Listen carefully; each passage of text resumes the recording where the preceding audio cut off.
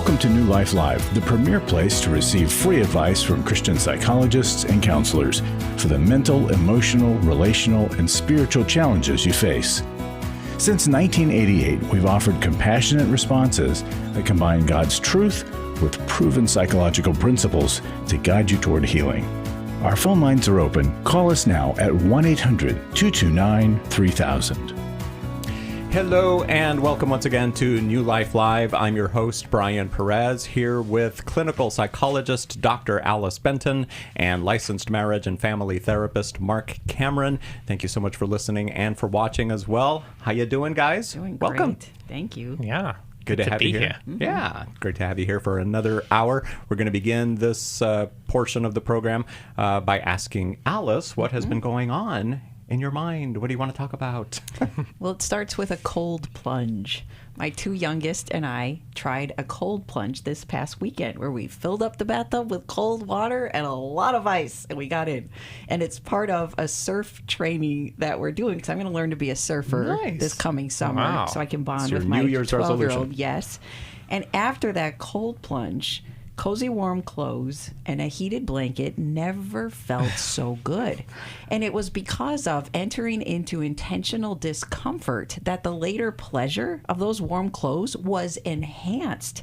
And that's true when we intentionally enter into a couple of different forms of discomfort. But most of us rarely do because we live in a society of instant gratification and indulging pleasures at many turns, if not at all turns.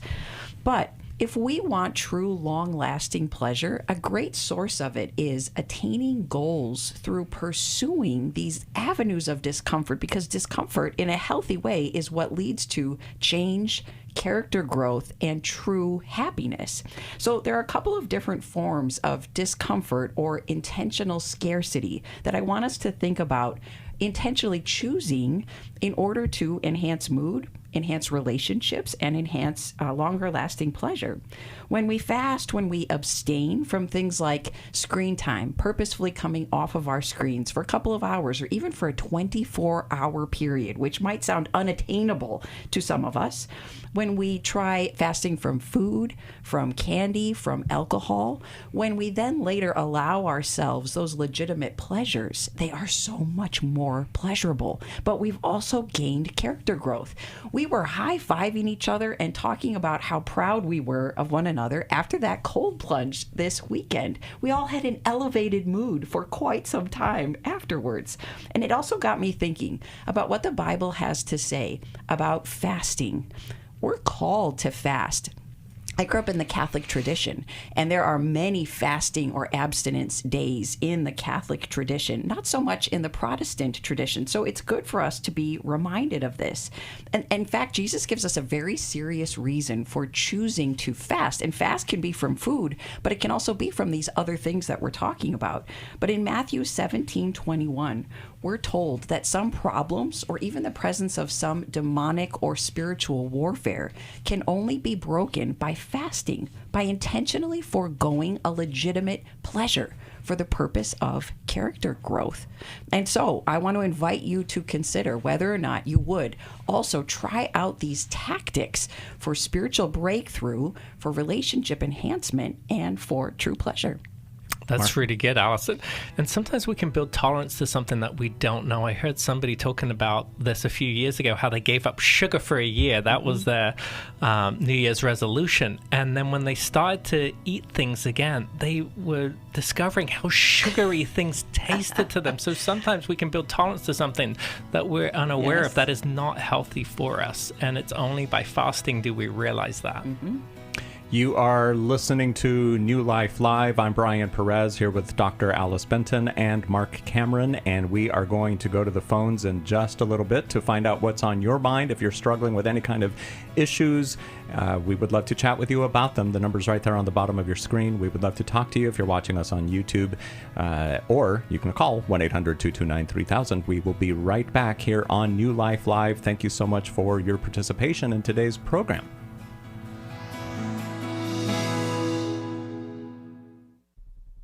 I've been struggling with porn addiction for the last 20 years. Are you struggling with porn? New Life's Every Man's Battle Intensive can help. Every Man's Battle explains to you why you are like you are, and they give you the tools and they show you how to work your way through the problems and where to get help and how to get help and who to get help through. For over 20 years, New Life Ministries has been helping men regain their integrity and purity through their one-of-a-kind Every Man's Battle Intensive. This was the first time in my life that I ever felt comfortable sharing the real me with other men. Get help on January 20th in Atlanta. Call 1-800-NEW-LIFE to register or to find out more. 1-800-639-5433 or online at newlife.com. Use the discount code NLL to save $50 on your registration. Every Man's Battle was a life-changing experience for me. You don't have to struggle any longer. 1-800-NEW-LIFE and the discount code NLL.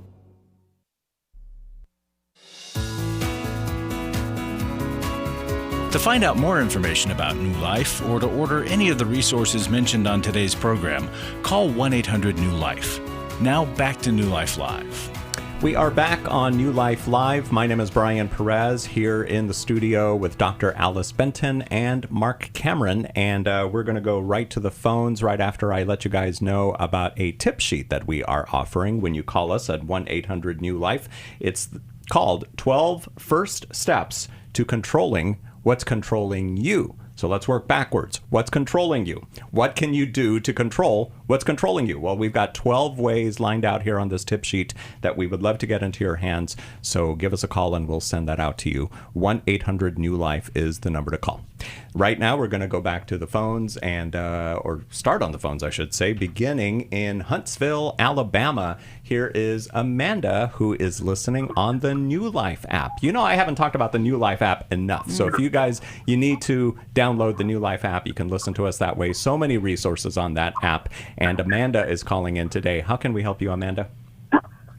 Hello, can you hear me? Loud and clear. Awesome. So I am a happily married woman, and I'm a stay-at-home mom of 3. So that's been an interesting journey. I'm experiencing some significant fears of rejection, and I see how it's like manifesting in my friendships and relationships, that like I take criticism very personally and then experience a lot of anger towards that other person or even towards myself, and self-loathing and loneliness, which just, I mean, I'm already a stay-at-home mom, so it's just extra lonely. And I want to build stronger social connections and not always feel so anxious about it. So I'm wondering how I can just effectively manage my fears, reduce all that external validation that I constantly feel like I need, and just build more resilience in relationships.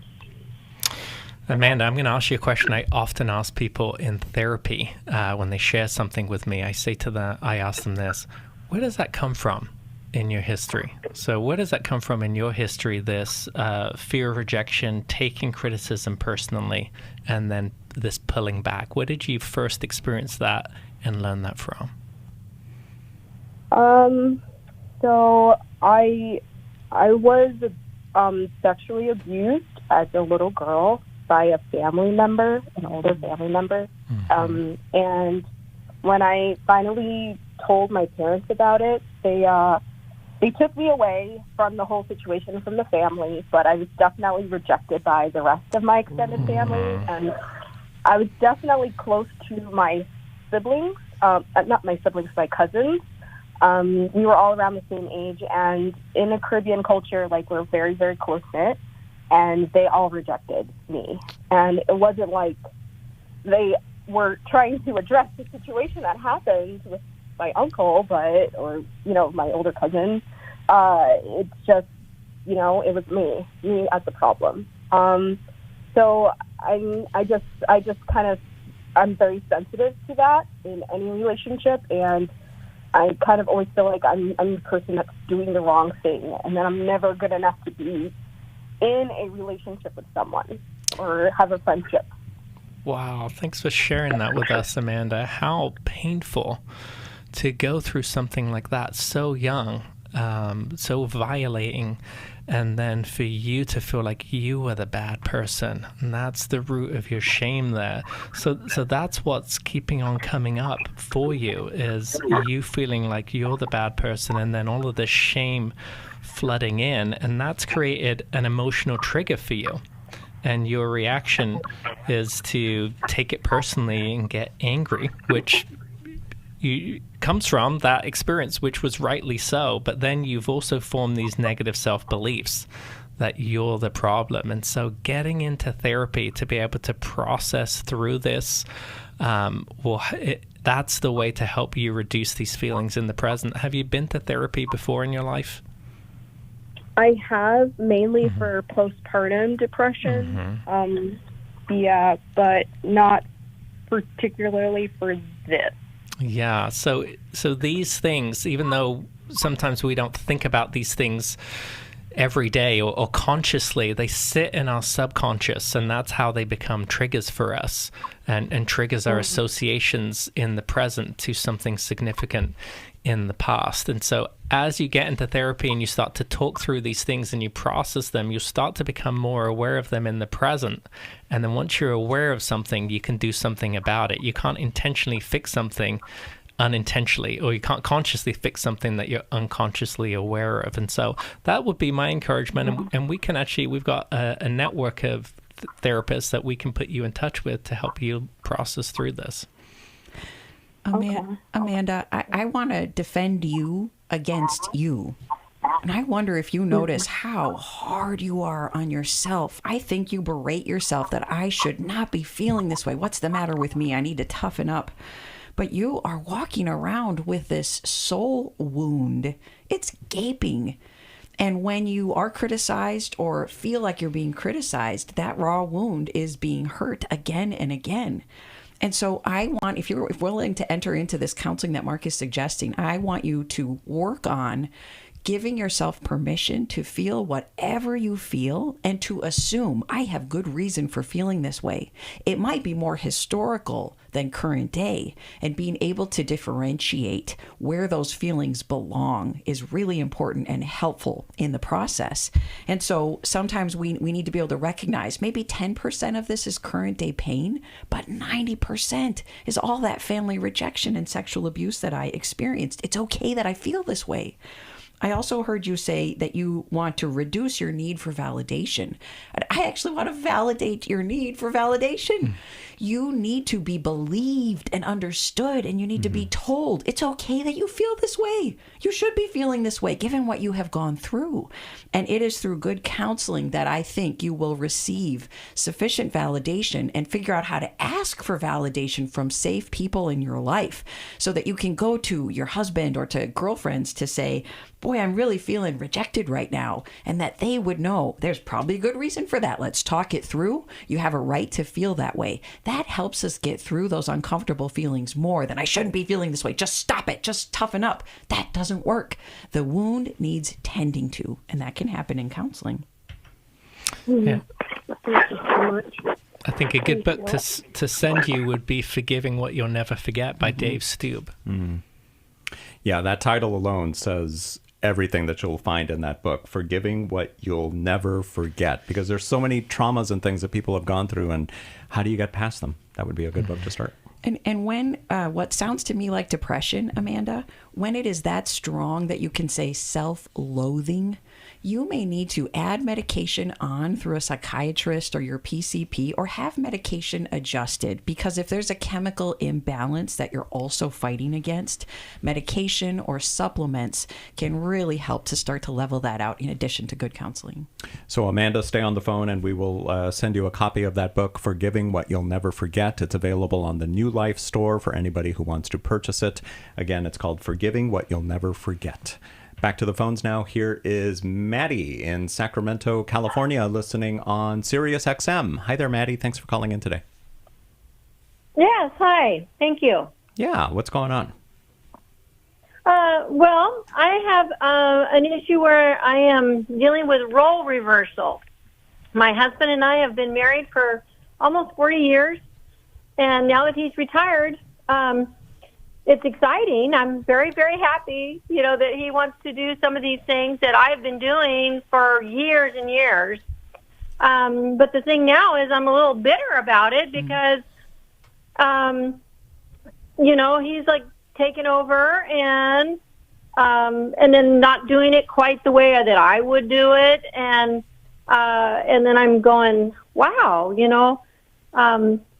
so I don't feel like he's been thankful for the things I did over many, many years, and now he's kind of doing them. So it's an interesting dilemma that's going on in our relationship.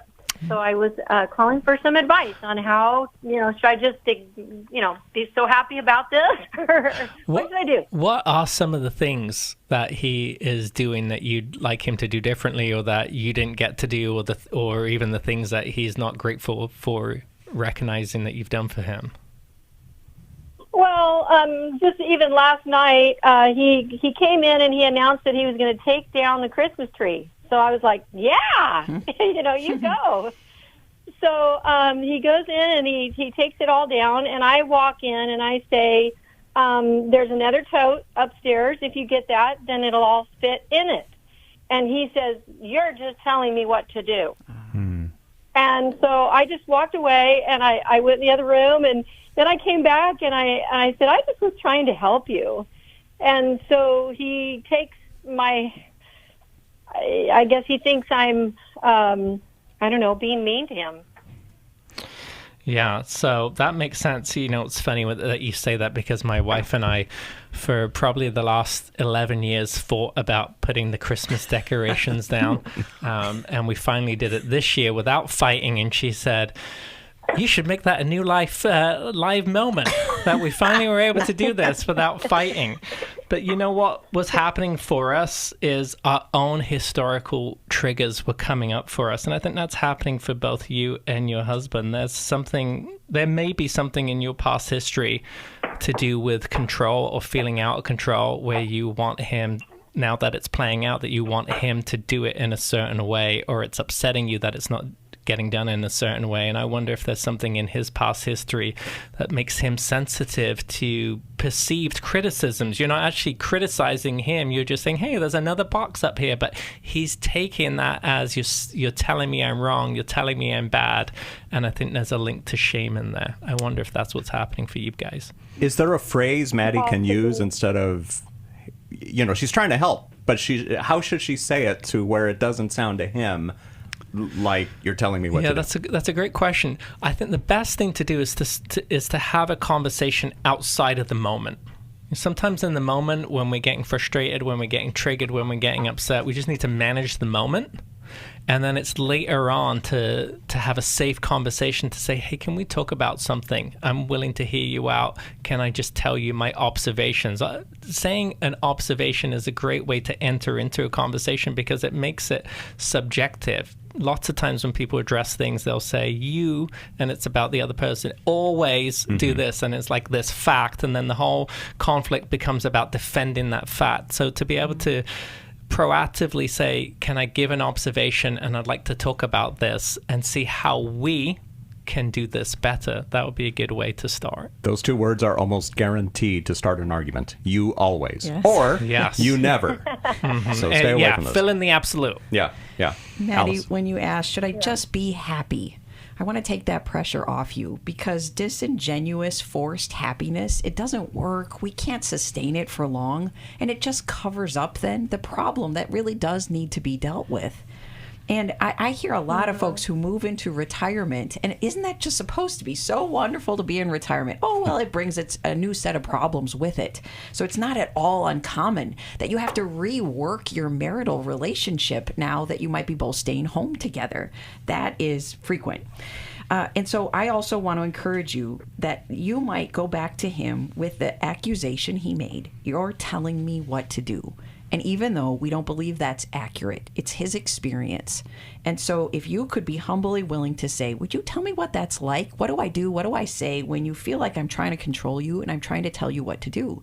Now, that kind of question only works if you're willing to be a prolonged listener, gathering information without justifying or defending yourself. Because what he has to say, it might be inaccurate, but you're trying to get to his heart. He feels this way for some reason, and that's what you're looking for. And rather than pretending to be happy at a different time in a separate conversation, I hope that you'll confess, I'm struggling with some bitterness on my part, and I want to confess that to you, and I think we might need to talk it out and work it through, because I want to feel joy towards you, not bitterness. But take it as a confession rather than an accusation, and that tends to lower the defenses. Any resource recommendations? I'm looking at maybe Sacred Marriage. Do you think that might be a good one? Sure. Yes. Okay, so stay on the line and we will send you a copy of that book, which is available for purchase on the New Life store at newlife.com. Again, it's called Sacred Marriage. Okay, we're going to be back with more of your questions in just a little bit. By the way, if you can never call in, there I go, you never, that's not what I meant. What I mean is, if you're unable to call us when we're doing our programs, there are other ways to get your question to us, and you can find those ways at newlife.com/radio, newlife.com/radio for ways to submit your question. We will be right back on New Life Live. What a New Life course is it's around a topic led by a professional licensed counselor coach with a small group of 8 or 9 people on a weekly Zoom call. You're going to go through the information, but also connect as a group. Those group processes make all the difference in the world. And so we have created New Life courses so that you can experience that on a weekly basis. One of them is going to be grief recovery care. We also have one for Lose It for Life. Every week you're meeting on Zoom with that therapist. You're going over the concepts as well as connecting as a group. It is so powerful. And it's accessible. Wherever you are, you're going to be able to join us. We're going to start those the week of January 13th, so you can sign up right away with 8 or 9 slots open. They're going to go quick, and so you want to call today and get registered. Call 1-800-NEW-LIFE. That's 1-800-639-5433 or online at newlife.com. I was sort of vaguely familiar that the 12 steps had some origination in the Bible. I found life recovery, and one of the things I liked so much was that it had such a broad appeal. It wasn't limited to just alcohol or drugs, that it was addressing a wide range of problems. At New Life, we believe everyone can benefit from a life recovery experience. There are life recovery groups all over the country. They take place online, in conference calls, and in person. And if there isn't one in your area, we can help you start one.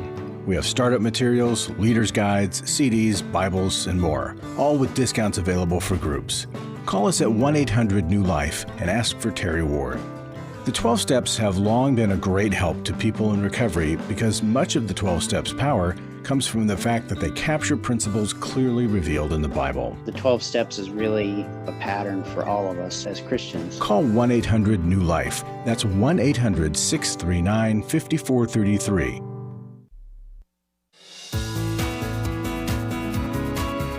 We'd love to hear from you. If you have a question or a comment, call toll-free 1-800-229-3000. Now back to New Life Live. Welcome back. Brian Perez here along with Dr. Alice Benton and Marc Cameron, and we're going to get right back to the phones in just a moment. First, another reminder, Valentine's Day is just around the corner. Guys, February 14th, don't forget, a great thing you can do on February 14th, surprise your spouse with a intimacy in marriage workshop. There's one happening in Orange County, California on February 14th. You can find out more about it at newlife.com. It is the best gift that you can give your marriage to attend this intimacy in marriage workshop. One attendee of the workshop said, God took our dead marriage of dried bones and used new life to speak life and hope into an impossible situation. You feel like you're in an impossible situation in your marriage, then you've got to get to the Intimacy in Marriage workshop. You can find out more about it at newlife.com. This could be your story too. And not only does it help marriages that are in dire situations, sometimes couples have brought their divorce paperwork to the weekend. Wow. But it also helps enhance good marriages and improve great marriages. So any level will be served at our intensive. Yeah, and what's interesting about this comment is the impossible situation. Obviously, it wasn't an impossible situation, but oftentimes when we're in it, it feels so hard, it feels so difficult, we don't know the way out, and intimacy in marriage will show you the way out. I read an article recently about January being divorce month, that more divorces get started or whatever, I guess, people after delay the off holidays. for the holidays, yes. Yeah. So before you sign those papers, come on out to the Intimacy and Marriage Workshop, again, February 14th in Orange County, California. More details at newlife.com. Okay, let's talk to Larry in Jackson, Michigan, who's listening to us on Sirius XM. Hello, Larry. Thanks for calling in today. Hey, how you doing? Doing well, thanks. You're on with Dr. Alice Benton and Marc Cameron. All right. Okay. How you guys doing? Also doing well. well. We're good. How can we help you, Larry? All right. Well, been trying to get a therapist for a lot of years, and it never seems to work out. And the last 3 therapists I've had to drive a long way to get different ones or whatever, and they just pretty much tell me after a couple sessions that there's nothing they can do for me. Oh. I can't. So. What are you seeing them for, Larry, that they can't help you with? When I was a kid, I was abused by beat up an awful lot by my stepfather, me and my brother. It kind of, I went through a lot of childhood bad stuff, Mm-hmm. Larry, we want to applaud you that you have continued to try to get help, and I'm sure it adds to your pain to be rejected in a way by these therapists who say they can't help you. I'm so proud of you that you have continued to try and then to courageously call us about it today. What do you think keeps you pursuing getting help despite these closed doors? I pretty much given up. I didn't know what else to do. I mean, I told my wife, I said, I'm just done. I said, I've had I'm 66 years old. I've had a lot of health problems, a lot of things going on with my health. And well, through my childhood, I had a lot of bad health. Well, a lot of it's my stepfather, but I had spina bifida when I was young and had a hard time walking, and I could walk, blah, blah, blah. And I had so many concussions, I started having seizures. And then I had a lot of other physical problems and, broken bones and all burns and all that stuff. Oh. And anyway, all these things kind of added up as you get older. All these things have caught up with me. And now my wife says, well, you need to talk to somebody. I said, I'll ask around, but I just pretty much give up now. I didn't see anybody or do anything. Well, Larry, your story, even just the little you've told us, it's certainly complex, and the layers of what you have been through, not only the abuse, what your biological father, whatever happened to that relationship, and your stepdad was abusive, but all these health issues as well.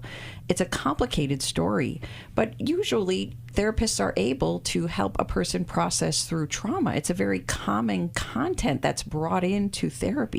Have they ever told you any more specifically why they can't help you? Nope.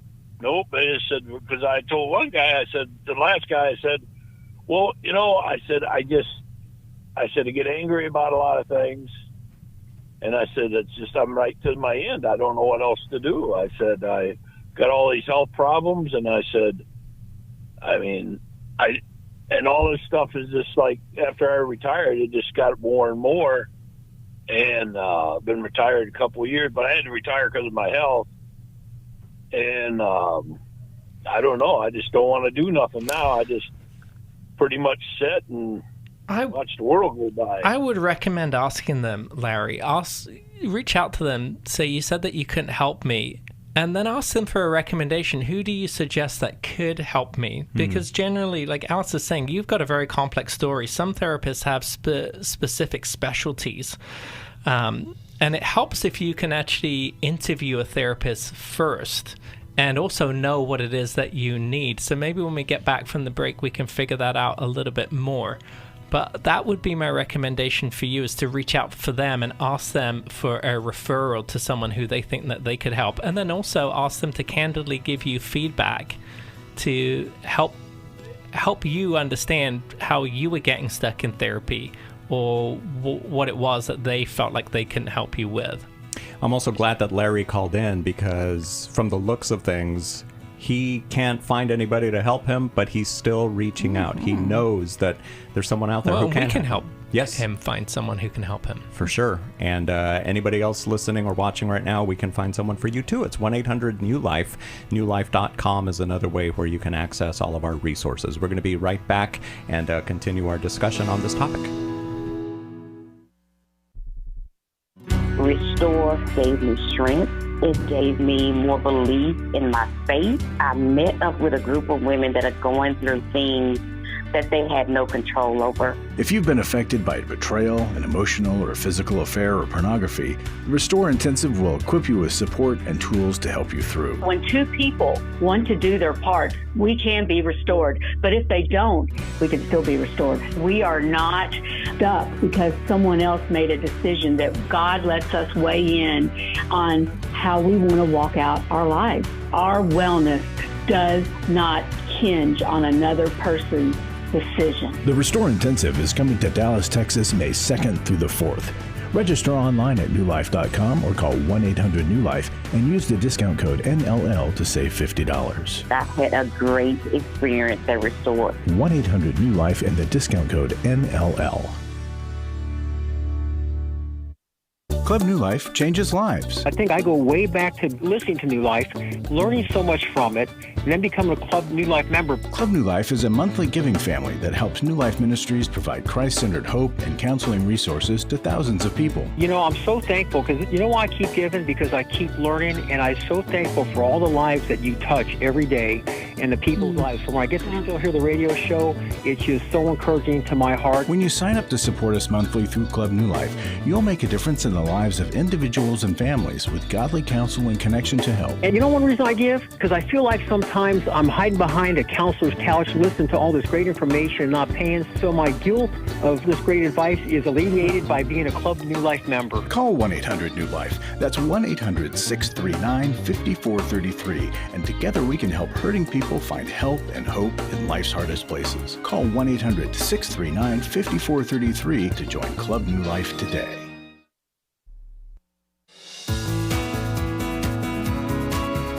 We're glad you joined us for New Life Live. To be a part of the program, call 1-800-229-3000. Now back to New Life Live. I'm Brian Perez. Thank you so much for listening to New Life Live and for watching as well. You know, everything that we do here at New Life is because of your generosity. Thank you so much for supporting us with your prayers as well. But your giving allows people to connect to the help that they need, like we're helping Larry right now. Thank you for what you do on behalf of so many hurting people. You can give too at newlife.com or call 1-800-NEW-LIFE, or you can also text NLM, as in New Life Ministries. Text NLM to 28950, and then you'll get, you know, a link to where you can donate as well. Alice. Larry, I also want you to wonder if you've ever engaged in these therapy interfering behaviors. And if you did, it was so likely unintentional on your part. But we're mulling over, why would 3 therapists say, I can't help you? And sometimes what we do when we go to seek help and we really want help, we reject it, or we sabotage the very help that we're trying to get. And it's usually because we're so afraid, we're so hurt, and the tapping into the hurt and fear is just too overwhelming. So I might say, help me with my wound, but don't touch it, And I'm not going to take medicine, and I will not take that shot, but help me, please. Well, but the shot is what you need to get the help. So I'm interfering with the very help I need. So what we might do is ask for help, but then reject it or complain about it. We might say, yeah, but I can't do that because, or I've tried that so many times and it didn't work. We might refuse to do homework. We might get really defensive and even combative with a therapist when they try to point things out to us. I don't hear any of this in your voice. So these are all kind of wild guesses on my part, and Mark suggesting that you talk to the therapist, ask them about this. Did I do anything to interfere with the therapy that made me unable to receive your help? As painful as it might be to look at that, it actually empowers you because then you can do something about it. And one other recommendation is to let us connect you with a therapist who can do eye movement desensitization and reprocessing, EMDR. This can be done by telehealth. You don't even have to be in the office with the clinician. But EMDR gets down into subconscious beliefs that we have that interfere with our ability to access healing or to live a full life. And so it's a really effective therapy when others have not been able to get down to the root of your problem. We can connect you with a therapist who does EMDR. And learning to explore this resistance, Larry, is a way to keep processing in therapy too. And as Alice is saying, you may be doing these things unintentionally, but figuring out why you do these things and what that's the barrier to moving forward can all of a sudden open the door for great progress to be had. Larry, thank you for calling. Oh, Alice, we go have ahead. a couple of books to recommend, so we're deciding Eeny, which meeny, one to miny, send moe. to you.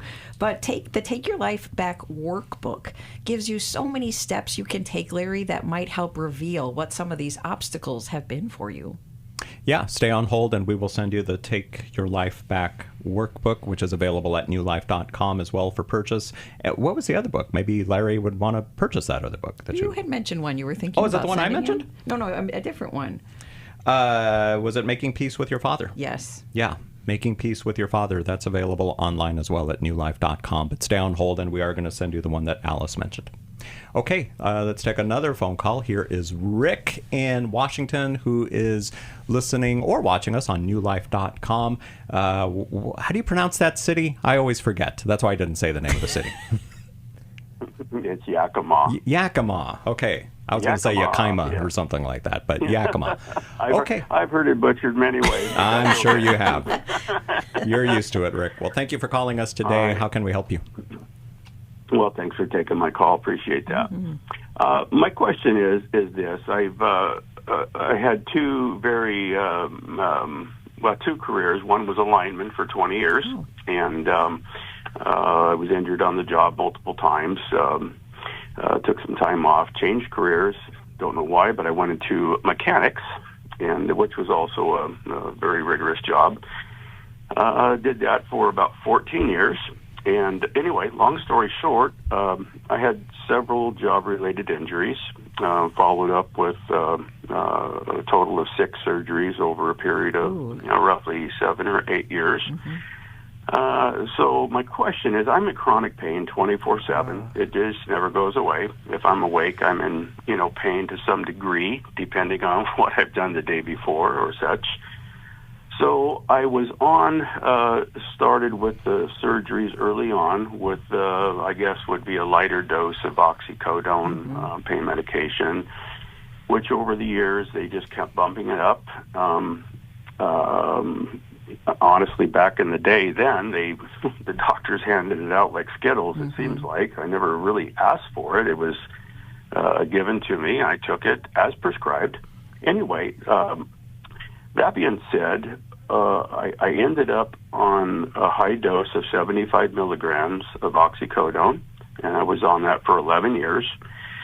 My doctor retired, sent me to a pain clinic, and the pain clinic immediately looked at me like I was a drug seeker. And was I addicted? Absolutely, I was. The doctors called it something else, but whatever I was addiction. So I weaned myself. I got one more prescription. They had mercy on me. Gave me one more prescription, and I made that 1-month prescription last 90 days. I weaned myself off. It was basically hell on earth emotionally and physically. And Rick, are you still sober now from opiates? Well, yes and no. I am on a very low dose. I'm on 2.5 milligrams twice a day, which is like baby aspirin.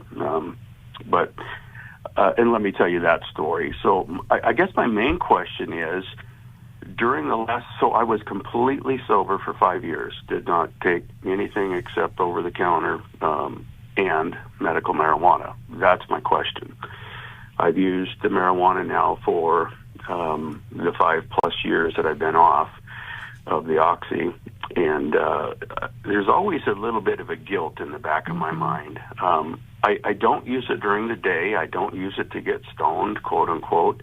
I manage through the day, keeping my hands busy. I'm very active both in my church and in my family. And Rick, I'm going to interrupt. It certainly makes sense that as the doctors put you on this medication, all these injuries you've had, constant pain, that all you've wanted is pain relief. So you amazingly got yourself off opiates, which is so difficult to do out of a detox facility. But now the concern is the medical marijuana. What's your question about medical marijuana? Well, I guess my question is, so I am involved in the ministry. I'm a retired minister. I let my license go because I no longer preached and teached and, did marriage. But I'm on the board at our church. I'm very involved in the community outreach. My wife and I are missionaries to East Africa. So with all the ministry things we're involved in, there's always this little thing in the back of my mind. Is this pleasing to the Lord? Is this right? Is this okay for the Christian to do? And Rick, does the board know? Does the church, the ministry, does it know that you use medical marijuana? I did before I was asked to be on the board, or told my name was in the hat, so to speak, a couple years ago, and I went to the head elder. We went out to lunch, and I said, "You need to know this about me, and I'm willing to withdraw my name. Not a problem." He felt that telling him the story I'm telling you, that it was probably just okay, and just left. Nobody else needed to know. If anything ever came up, he would go to bat for me and let him know that I did come to him with this question. Rick, I really want to honor that you did that you revealed it, and he gave you permission, and he is the head of these places that you're working. So that was the right thing to do. The fact that your conscience is still guilty, I think, says something between you and God is not resolved about this. So I wouldn't take just that man's permission as a blanket permission of go ahead with this, because you're not okay with it. So you make me think of Romans 14:23, that whatever is not of faith is sin. Now, I don't know that it's sin for you to be using medical marijuana. I would wonder, is it legal where you are? It sounds like it's prescribed by a doctor. Does the broader church have a problem with it? I think those are things to explore. But because your conscience is guilty means it's a problem for you for some reason in your relationship with God.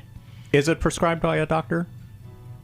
It was. It's not now because it is legal in Washington State. Okay. I was under doctor's care early on, and then when the laws changed, I just didn't see a need to pay a doctor to go down the road and do the same thing. And I'm not using very much. It's a minimal amount. And I guess the guilt might come from my past because I was into drugs as a teenager. Oh, that's and so helpful to know. Okay. The Lord delivered me from that in the early 80s. Okay.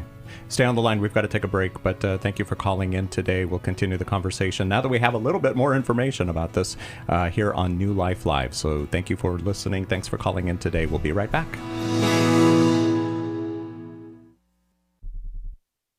We all face days where life throws us a curveball and our routines or plans get disrupted. Things we wanted to do are forced to take a backseat to the unexpected demands of the day. If you normally listen to New Life Live on a radio station, well, you might not be able to that day. And on these hectic days when you're feeling stressed or frazzled, hearing the sound of counsel given on New Life Live is just what you need to navigate the unexpected things of life. Every time I'm troubled or I have a problem, I'll cut on New Life, and there's always something that is said that is helpful to me. By listening, I have learned more than I can ever express about how God wants me to live. Download the New Life app for the easiest way to listen wherever you are and at a time that's convenient for you, or watch the show on our YouTube channel. You can even subscribe to our podcast from your favorite podcast provider. You never have to miss a day of New Life. Wherever you are, we are. For over 35 years, New Life has been the most trusted name in Christian counseling. Your ministry has saved my life. If you struggle with emotional hurt, family or marriage problems, the pit of depression, or the pain of addiction, we can help. I'm down 100 pounds now from what I was. I found a counselor through New Life Ministries, and it's just been outstanding. Our treatment programs provide clinically appropriate solutions from licensed professionals, all in a biblical framework. I have had problems with alcohol. I think God has ordained this place to be His. You don't have to be a prisoner of your pain. Help is available at 1-800-NEW-LIFE. She tells me that I'm a new man, and I feel like a new man. It worked for me, and it can work for them too. This time it is different. If you're ready to take the first steps toward genuine spiritual and emotional healing, call us today at 1-800-NEW-LIFE. God can open the door for a better tomorrow. To get someone that's competent, that's good at what they do, it's been like day and night compared to what I've had before. Call 1-800-639-5433.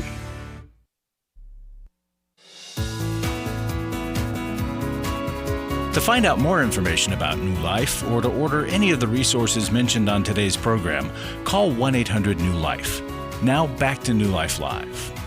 We are back. My name is Brian Perez. Dr. Alice Benton and Marc Cameron are answering your questions. And right before the break, we were speaking with Rick in Washington, and he disclosed that he did have a problem with drugs early on, and now he's using medical marijuana. Let me bring him back on. Rick, you still there with us? Yes, sir. Yeah, thanks for calling in, by the way. Yeah, thank you. Rick, I think you're in a difficult situation because pain interferes so much with life. And until you're actually in that chronic pain, it can be easy for someone on the outside to judge without knowing. And so when you're in chronic pain, you just want to get rid of it and you try everything. So I empathize with you in that perspective. I think you're doing everything right, or you've done everything right in terms of disclosure.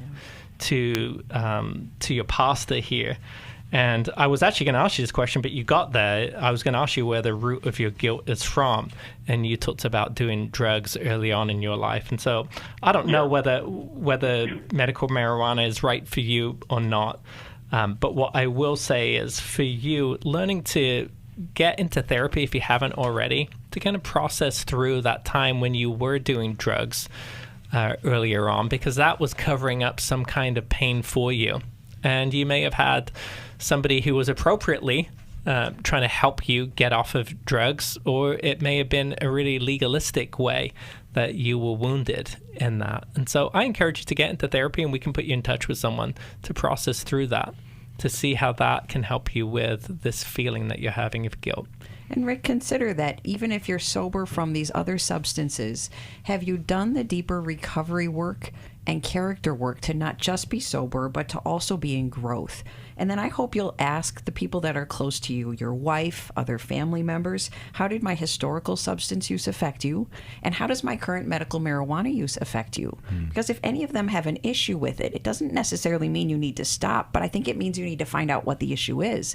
Because medical marijuana, it usually generates anxiety and paranoia. And so even if it's a solution to a problem like pain, it brings other complications with it that usually interfere with life and relationship at some level. So ask those questions. Rick, thanks for calling us today on New Life Live. We're going to go to Ken in Cleveland, Ohio. It says here that somebody referred you to us. Who referred you to us? A friend. Nice. Well, thank your friend on our behalf. I will. So how can we help you today? I just feel like when I'm praying, God's not really listening. Oh. What is it that you're asking the Lord? Forgiveness, for peace, for forgiveness, for forgiveness for sins that I've committed. Can you name what most weighs on your mind of what you did in the past that you don't feel forgiveness for? Not really. I'm not comfortable doing it here. Okay. I know that sometimes one of the reasons why we struggle to hear from God is because God is trying to send people to be both ears for Him and a mouthpiece for Him. And so I don't blame you that you can't say the thing here, but that thing needs to be disclosed to somebody who you do feel safe enough with to tell. Because when we're loved and accepted, It has been disclosed. And how was it received, and how did the person respond? What was a friend that recommended I call? Oh, okay. And we've had a lot of discussions about it, and actually another friend too, an old friend from my childhood. So you're already on that path, and you had somewhat of a loving response to you because they want you to receive help for whatever it was that you told them. That process often needs to be repeated many times, and then the stories need to be told in more depth so that the shame and regret we feel can begin to lift because somebody truly, deeply knows who we are, what we did, the ugliness of our mistakes, and they care for us and love us anyhow. But it is through that repetition, which is painful and scary, because what if I am rejected? What if I get in legal problems because I've revealed what I did? And so I'm proud of you that you told a friend, and I hope you'll let us help you enter into professional counseling so that it's not just told, but it's processed, because then it can heal, and then the shame diminishes. Ken, some of these things that you're asking God for forgiveness for, are there people that you also would need to be asking for forgiveness for those wounding of? Sure, absolutely. Have you done that? Yes. Okay, so you've made amends. Were you offered the forgiveness from these people? I'm not 100% sure. I would say I was offered the forgiveness conditionally. Conditionally, okay. What was the condition? Was it specific? Yeah, just don't ever do it again. And are you continuing to struggle with that? With doing it again, No. with the behavior? I've gone back and forth a few times, but I'm adamant now that I'm never going to go back again. Yeah. So I admire your resolution to I'm not going to do it again, but relapse is part of recovery. And so even though you're thinking like I'm not going to do it again, if you don't have structured help for you, there's a strong likelihood that you may. So what I would say for you, Ken, especially because you've made these commitments and then you've gone back on them, I think probably there's guilt of relapse for you. And what I would say is let us get you in touch with somebody who can help you in your specific area. You can tell us that off of air, and we can find someone who can help you with that and put you in touch with a recovery program. And that conditional forgiveness, it's so painful because you made the brave decision to confess and ask for forgiveness. But it may be that the behavior deteriorates or destroys trust. So as long as that behavior continues, that person can't fully trust or can't fully forgive because the pain continues when you commit the same thing again, even if they don't know it yet. But recovery helps us to not just rely on willpower, because willpower doesn't get us very far. We just don't have enough of it. We need an infusion of God's grace, and then we need the support and accountability that comes through community of other really imperfect people to know that first, I'm not alone in this ugly thing I've done that I'm so embarrassed about. Others have too. But there's also... I have done. Yeah? I have done some group therapy, and that's helped. You've done a lot of the right things. I'm so proud of you. So it's by continuing to do them, repeating them, that you gain traction, and then your sobriety lengthens further. And so we can help you on this process. We can strengthen the help that you're getting so that you receive more of the benefits of it and then can rebuild the trust. Yeah, and I think the thing that I would want you to make clear in your mind too is forgiveness should be unconditional. As we reflect upon that, our forgiveness is unconditional as Christians from our Lord and Savior. But what can be still conditional, even though somebody gives you forgiveness that is unconditional, is relationship connection. Sometimes there does need to be a boundary in place where somebody says, I can forgive you, but I can't connect with you if you're going to continue to do this. You're going to continue to hurt because it has an impact on me. And that's oftentimes appropriate. So I want you just to be able to make that distinction in your mind, because that could be happening for you, but you're taking it as unconditional forgiveness when really it's not. Just something to consider. So many people struggle with that, Christians who know that God has forgiven them for their past, but they themselves can't forgive themselves. And that's just tough. I mean, I remember talking to a gal years ago in high school, and that was her things. She was always coming down on herself for things that she did. And I kept telling her, God's forgiven you, but I can't forgive myself, she said. And usually that's connected to a past history somewhere. So learning to figure that out and process it is the way to get healing. Ken, thanks for calling in today on the program New Life Live. We're out of time. Alice? Well, we're going to send you Worthy of Her Trust. No matter what it is, the thing that you committed, that helps you rebuild relationship, that book. That's good. Okay, so we'll send that out to you, Ken. Thank you for listening. Thanks for calling in today. We will be back next time on New Life Live. God bless you. Thanks for listening. We hope this program has helped you by giving you insights for handling the challenges you face in your life. We want you to know that we're here for you, but you also need to know that New Life Live is a listener-supported ministry. To make your donation or to get any of the resources mentioned on today's program, call 1-800-NEW-LIFE. That's 1-800-639-5433 or online at newlife.com. Please join us again tomorrow for New Life Live. Thanks for watching today. We love helping people. I hope you sense that. And we know that there's always hope if you find the right resource. Now, if something we've said to somebody else applies to you, that's fantastic. That's what we're hoping for.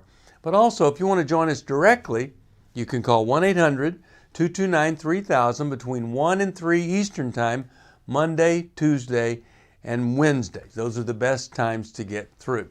And while you're here on YouTube, check out these other videos that we've done to help people see where they could grow or a different path to take.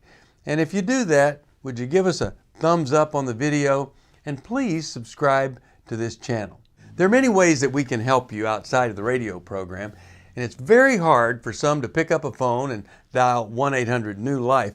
But when you do, we put you in touch with somebody who cares about you, knows all the resources out there, and they're going to find the best for you. There is no reason to struggle alone. I hope to see you tomorrow.